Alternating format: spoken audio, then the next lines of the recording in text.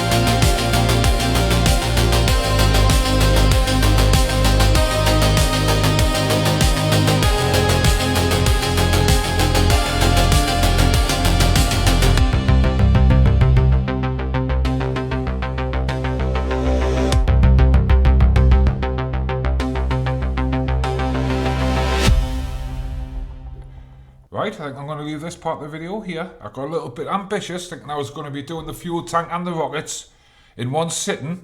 I underestimated how much work went into this, so I swapped it out for the stand. We'll do the rockets in the next video. I'm pretty pleased with how it's coming out. Has been a struggle at times, especially with the decals. I knew I was going to get some resistance off these, but I wasn't expecting what was in store for us. Really thin.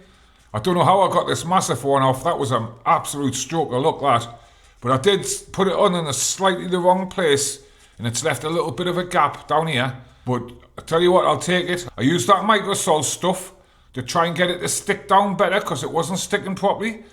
I didn't know how far to push me luck, so I went as far as I felt was okay, then I left it. I haven't put the mounting gear to mount it to the shuttle on yet. It's all white, so I can paint it when I come to do the shuttle. I didn't want loads of little bits hanging off.